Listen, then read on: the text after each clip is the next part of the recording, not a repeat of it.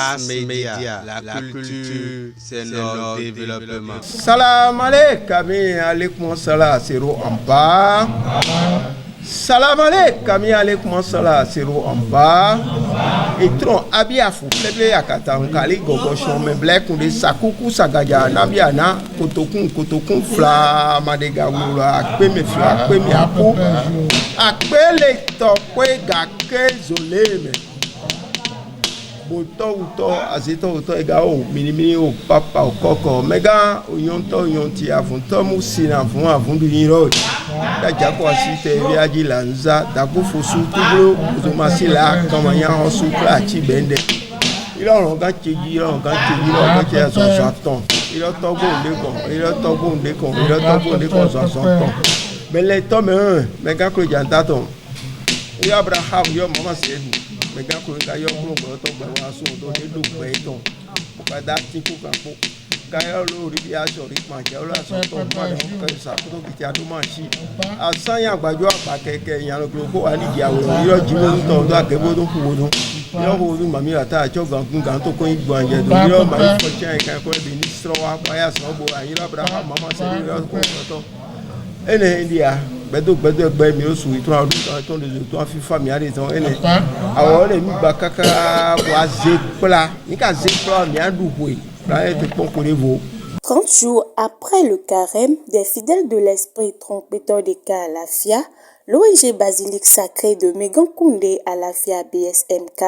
présidée par Sa Majesté Rounogan Roundekon, Olaoluwa Gbesouveil Medegbe, en collaboration avec la Fondation Ifa Idayo, font œuvre utile en offrant des sacs de vivres à quelques familles en ces moments de fête.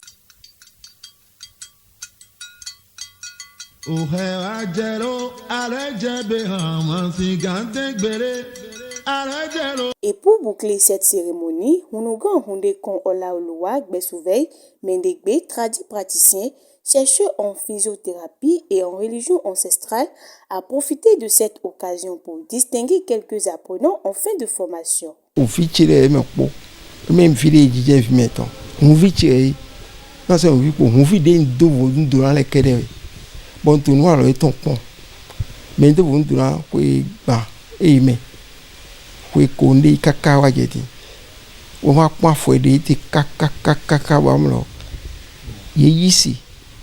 Do de npon do yemno jeme ide sumo jeme jiru nde ganche do ba emno dogbe to ni adogbe to hunko una fu yeno dogbe ya bo npon e ka bo cho e kaka bo amlo ye sende do ayeto senoyin wolo na dun tun yi ne mo to ba o gamo bo blodeji de tun dun tun me egbe e ka ye kwe bo mi no do to ni agba e kaka anzekpla sundo ko yawe azagba e ko azagba buyawe demi ka zekplati no mi lo ado hunto na trondo fa wen egbesi ansa awe fo wen to mi trompe ka la fiasi fu no ge mi no do hunto no san voile wen de te mi na hu kokoro asuru pasi o pa wani ro bai sara bonde mi du tabo no le akra ya ndi ya mi amba ipo bai sara eton o bai koko bo mana tolo ya ko de bo mana tolo na mele bi poata bon mo écoutez bon mais nous contrôlons ba ka je di o mi su ibai mi no ba itegbe ma ba ne pon mi o ko ede wa ta awemedin o ye 200 millions ye ni chon gbakun bon mi a do ko do ka bon mi a ho gbakun na me le gbakun mi ho bu ma bo ezira gberoji bon me lo potin to yo to bu mo bodo ha emi ti na ja ko he me mon koton ouais érosé fondation non c'est hier là mais aussi non bible wa dagbe anto ni so non ba chi pe lo fi mi kon lo pote ni ouais et do be mi an beson din no mi an be awe me de ku ngo mi an beson bra mo to man lo bo me lo bon mi ja ko he me li to togodo ouais on dit au pupli i fada yoton botinto americain gbaji so yin poto si se po e ma ní àyìn sùn ó ṣe tó ń bọ̀ ní kan àti ìdíná ipò àlọ́dọ̀ pópó bó ayé àlọ́ àwọn ibodò yìí bó ka yín sùn bó pọ̀ tó ànámọ̀ láláì tán jáwẹ̀ àbá báyìí àdúrà lè tán emno vodumlo imedon wande eno duale ton emno no hon komo gbagba ena chena otovi to si bo chena to gan lo bona so chena ono gan la lu apeso ve meregbe mi ko de bo nu tovi sunu tovi yan no me pe awelo gobogba ena dine me ma pe gobogba ena dine tro me gan kunde e ma dodo enye tonwe mele tonwe mele poetina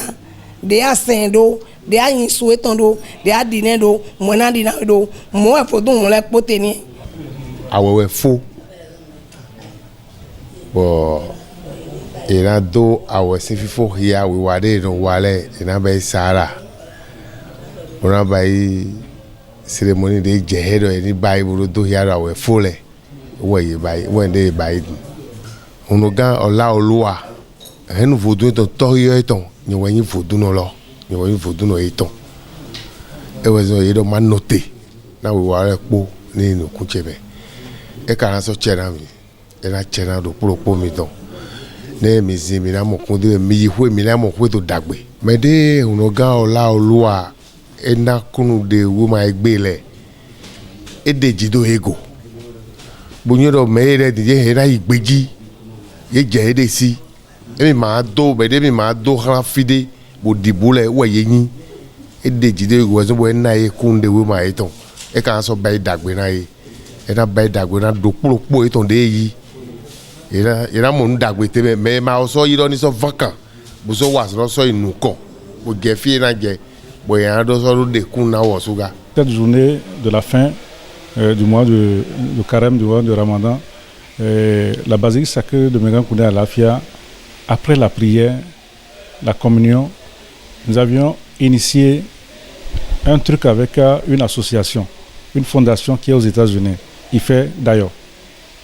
Cette fondation est basée aux États-Unis et a demandé un partenariat avec nous parce que nous-mêmes, déjà, nous sommes dans les dons. Nous faisons assez de dons, assez de formations et nous avons vu que ce que nous faisons est un peu, que ça correspond du moins un peu à ce que fait d'ailleurs. C'est pourquoi nous avons distribué des vivres à plusieurs personnes au niveau de la basilique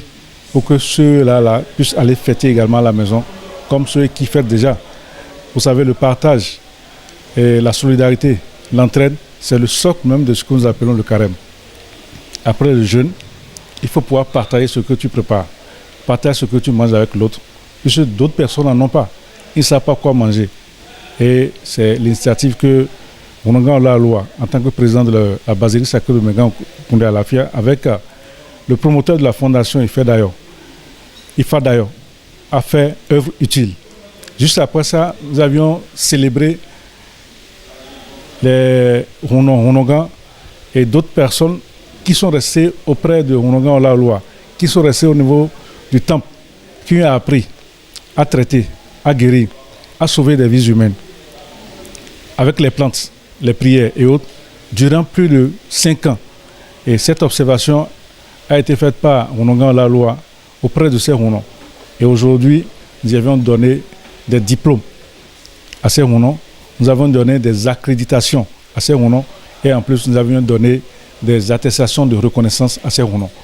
juste pour les amener à redoubler assez d'efforts dans ce qu'ils font. Il faut vous dire également que nous l'avions fait avec un cœur et la fête a été très belle avec tout ce qui était arrivé. Le président de la basilique a prié pour toute la nation béninoise.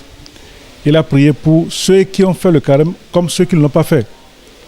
Il faut vous dire déjà que notre carême de cette année est jumelé en 3. Ceux des catholiques ou des chrétiens l'ont fait, c'est la même période. Ceux des musulmans l'ont fait, c'est dans la même période. Et ceux, disons, des vaudouisants ou ceux que l'on appelle des animistes également l'ont fait. Surtout que le Bénin est assis sur 3 socles.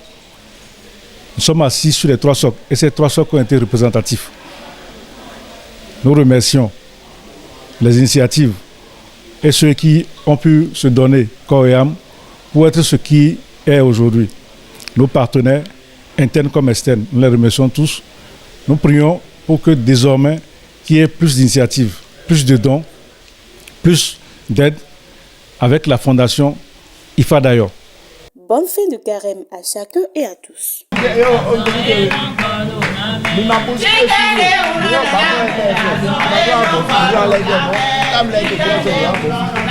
Asia. Oh.